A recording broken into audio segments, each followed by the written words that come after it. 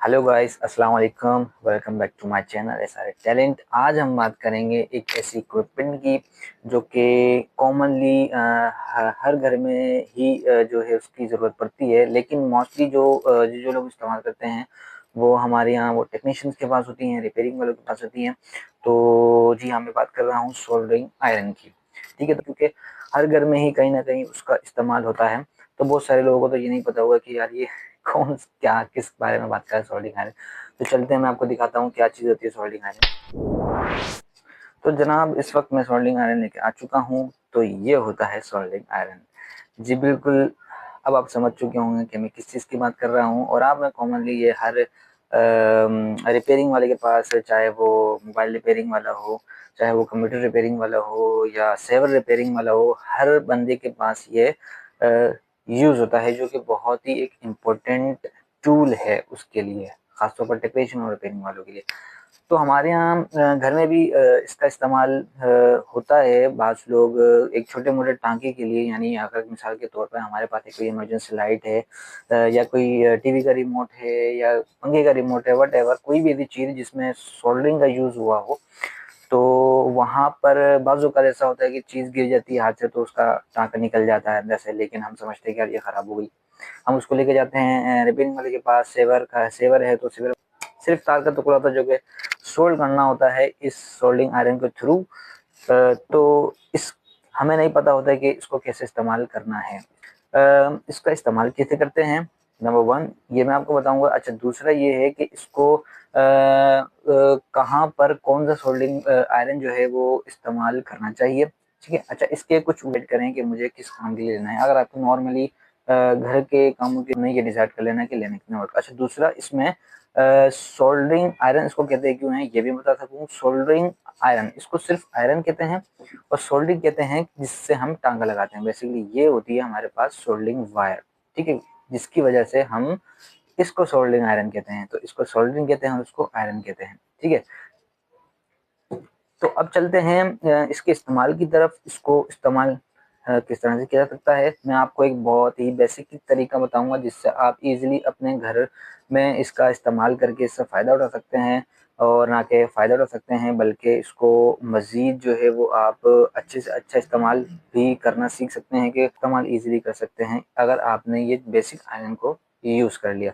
तो चलते हैं इसकी यूज़ की तरफ। इसको यूज़ करके मैं दिखा।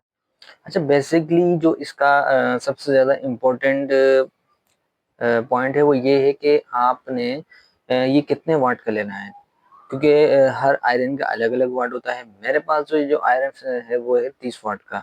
अच्छा, इस्तेमाल के ऊपर भी बात है कि अगर आप नॉर्मली इस्तेमाल के लिए ले रहे हैं तो आप जस्ट 30 वाट का या 40 वाट का ले सकते हैं। अब ये डिपेंड करता है आपके ज़रूरत पर, क्योंकि मेरे पास जो है वो जस्ट 30 वाट का है, क्योंकि मुझे इतनी ज़्यादा कोई हैवी सोल्डरिंग की ज़रूरत नहीं पड़ती। जस्ट कोई अगर मुझे कोई मोबाइल फ़ोन्स में यूज़ करना है, या मुझे कहीं इमरजेंसी कोई लाइट में यूज़ करना है, या सेवर में यूज़ करना है, तो जस्ट मैं छोटे-मोटे जो है घर के जो काम है वो इससे मैं आराम से निकाल लेता हूँ। तो आप भी आराम से इसके ज़रिए अपने घर के छोटे-मोटे काम निकाल सकते हैं, ना कि आप ढूँढें कि यार सेवर वाला कहाँ है, या कोई इमरजेंसी लाइट वाला कहाँ है। तो अपने आप टाइम भी सेव कर सकते हैं, और आपने अपनी जो है वो पैसे भी सेव कर सकते हैं। तो चलते हैं इसके इस्तेमाल की तरफ। इसको देखते हैं कि इसका क्या बेसिक तरीका है इस्तेमाल करने का, ताकि आप उसको आराम से यूज़ भी कर सकें। क्योंकि जब तक मैं आपको इसका इस्तेमाल का तरीका नहीं बताऊँगा तो मेरे ये वीडियो बनाने का कोई फ़ायदा नहीं। तो गाइस, मैंने इस आयरन को जो है वो प्लग इन कर दिया है 220 वोल्ट में, जो कि हमारे पास घर में आते हैं वोल्टेज। इसमें के हमारे पास जो है वो आयरन डीसी भी आते हैं जो कि 12 वोल्ट पे यूज़ होते हैं, लेकिन हमारे पास ये जो है वो है 220 वोल्ट का। आप देख सकते हैं इसमें ये लाइट जो है वो जल रही है। इट मीन्स कि अब जो है ना, आपने इसकी इस साइड वाली पे जो बिट है ये पूरी यहाँ से लेकर यहाँ तक हाथ बिल्कुल नहीं लगाना है इस जगह पे, क्योंकि ये लगाने के चंद सेकंड बाद ही गर्म होना शुरू हो जाता है। तो बी केयरफुल टू यूज़। मैं आपको इसका यूज़ का तरीका भी बताऊंगा, और इसको किस तरह से आपने सेफली यूज़ करना है साथ में ये भी बताऊंगा। तो आपने इस जगह पे भी हाथ नहीं लगाना।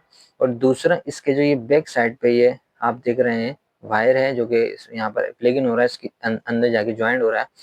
तो आप इसके पास से भी अपना हाथ दूर रखें, क्योंकि कभी कभी ऐसा होता है कि यहाँ से कहीं से तार इसकी जो ये गर्म चीज है वो यहाँ लग जाती है, बाजू का गलती से तार छिल जाता है, तो काम करने के दौरान जो है वो हाथ लग जाता है और करंट भी लग सकता है। तो इसमें हमें जो इसकी पकड़ने की ये इंसुलेशन है, इससे आउट साइड कहीं पर भी हमने हाथ नहीं रखना। तो हमने इसको इस तरह से हैंड करना है। आप देख सकते हैं कि इजीली मैं इसको हाथ में ले रहा हूँ और मुझे कोई भी खतरा नहीं है इस जगह से पकड़ने पर। तो ज़्यादा आप नीचे से भी नहीं पकड़ें इसको और ज़्यादा आप इसको पीछे से भी ना पकड़ें। आपने जैसे पेंसिल पकड़ते हैं, आप अगर उस तरह से पकड़ेंगे तो आपको ज़्यादा आसानी होती है, पेंसिल या पेन वगैरह। तो अब मेरे पास एक ये वायर है जिस पे थोड़ी सी सोल्डिंग लगी है, तो मैं आपको दिखाता हूँ ये गर्म हुआ कि नहीं, ये चेक करने का भी तरीका है। तो मैं तो उसको हाथ लगा के चेक कर लेता हूँ, मुझे तो पता है कितनी देर इसको हाथ हम लगा सकते हैं।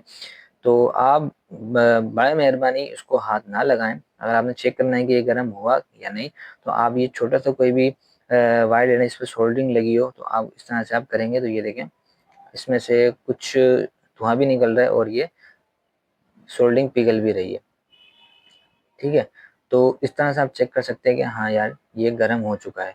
और अगर आपके पास कोई ऐसी चीज़ नहीं चेक करने के लिए, तो आप सोल्डिंग वायर ही ले सकते हैं, जो आप यकीनन सोल्डिंग आयरन के साथ आप लाए होंगे, क्योंकि टाका इसके बगैर नहीं लगता। तो आपने इसको ऐसे टच करना है और आप चेक कर लें कि ये गर्म हुआ कि नहीं। ये देखें ये गर्म हो चुका है और ये पिघल भी रहा है काफ़ी। ठीक है, तो इसके ऊपर ये चिपक चुकी है, सोल्डरिंग वायर गर्म होके इसके ऊपर चिपक गई है। अगर ये इसके ऊपर नहीं चिपक रही, इट मीन्स कि आपकी जो बिट है बिल्कुल वो टॉप वाली ये खराब हो चुकी है, ये नहीं पकड़ेगी और आपको नहीं लगानी पड़ेगी इसके लिए। चाहिए तो ये आपने चेक कर लिया कि आयरन गर्म हुआ कि नहीं। चलें अब किसी चीज़ को हम लगाते हैं, उस पर टाँका लगाते हैं ताकि आप उसको आसानी से यूज़ कर सकें अपने घर में, अगर कोई आपको ज़रूरत पड़े। तो ये तो इस्तेमाल करने का आपको बेसिक तरीका मैंने बता दिया कि पकड़ना किस तरह से है और गर्म हो गया ये कैसे चेक करना है। अब चलते हैं एक टाँके की तरफ और देखते हैं कि कैसे लगाते हैं। तो इस वक्त मैंने एक मॉड्यूल निकाला है। तो ये मॉड्यूल हमारे किसी काम का तो नहीं है, ले तो इसके ऊपर हम आराम से प्रैक्टिस कर सकते हैं। ठीक है, तो आप भी किसी इसी तरह का बोर्ड कहीं से भी जाके किसी कबाड़िया मार्केट से खरीद के लेकर आ जाएं, ताकि आप इस पे आराम से प्रैक्टिस कर सकें। इसके बाद आप उसको कहीं सही जगह पे आप टाँका लगा सकते हैं। तो चलते हैं और लगाते हैं टाँका। ये देखें इस वक्त मुझे एक मिसाल के तौर पर मुझे ये वायर है, ठीक है, और मुझे ये यहाँ लगा हुआ था, ये निकल गया है। ठीक, तो हम ये गैस करते हैं। तो अब इसको लगाना किस तरह से है वापस। ठीक है, तो सबसे पहले आपने जहाँ ये टाँका लगा हुआ था वहाँ पर थोड़ी सी ऐसे करके आपने पहले सोल्डिंग रखनी है उस जगह पे, और इसके बाद आपने आयरन रखना है सोल्डिंग के ऊपर। तो सोल्डिंग वायर पिघल जाएगी और फिर जहाँ पर टाँका लगाना है वहाँ ये चिपक जाएगी। ये देखें, ये मैं इस तरह से लगा रहा हूँ सोल्डिंग वायर के ऊपर आयरन, और ये पिघल रही है। ठीक है, और धुआं भी निकल रहा है इसमें, इसका मतलब ये है कि ये पिघल रही है।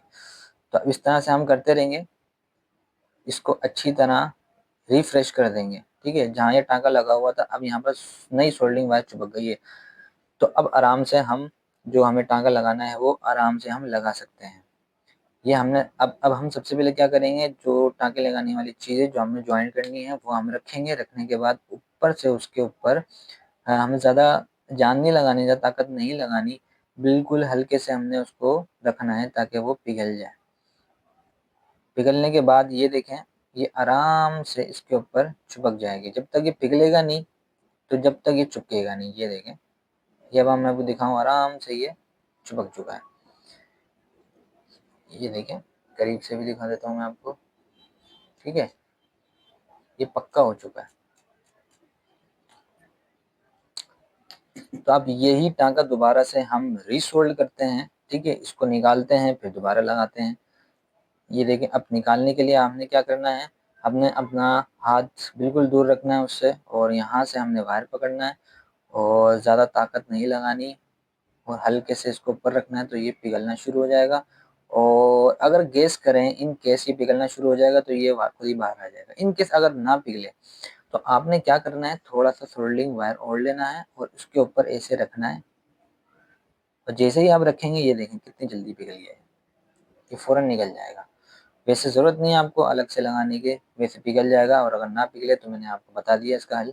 तो ये दोबारा मैं आपको लगा के दिखा रहा हूँ, ये देखें लग गया, ये निकल गया, जस्ट इनफ। इतना इजी है इसको यूज़ करना, जितना एक पेन या पेंसिल से लिखना। तो हम इससे क्या सीखते हैं? इससे ये सीखते हैं कि हमें अब टाँका लगाने के लिए किन-किन चीज़ों की ज़रूरत है। एक तो सोल्डरिंग आयरन आपने कितने वाट का लेना है, ये सबसे ज़्यादा ज़रूरत है। ये सबसे ज़्यादा ज़रूरी है जानना कि आपने कितने वाट का आयरन लेना है, कहाँ यूज़ करना है। बेसिकली ये बोर्ड जस्ट 30 से 40 वाट का इस्तेमाल हो सकता है इसके ऊपर बोर्ड। इससे ज़्यादा हम हेवी यूज़ करेंगे तो ये बोर्ड डैमेज भी हो सकता है। इसके जो प्रिंट होते हैं इंटरनली, जो कि वो लोग ज़्यादा जानते हैं इस चीज़ को, जो कि इस फील्ड से ताल्लुक़ रखते हैं, तो ये प्रिंट ख़राब होने का ख़तरा है। अच्छा, दूसरी चीज़ हमारे पास ये जो वायर है, ये देखें इस पे क्या लिखा हुआ है, 0.7 mm, ठीक है? और हमने कोई ज़्यादा हेवी वाट का अगर आयरन लेना है तो हमने ये वायर जो है वो भी मोटी लेनी पड़ेगी, 0.8 या 0.9 या 1 mm तक भी ज़रूरत पड़ती है बाद जगहों पे। तो गाइस, आपको अगर वीडियो पसंद आई हो तो लाइक करें, सब्सक्राइब करें एंड शेयर करें।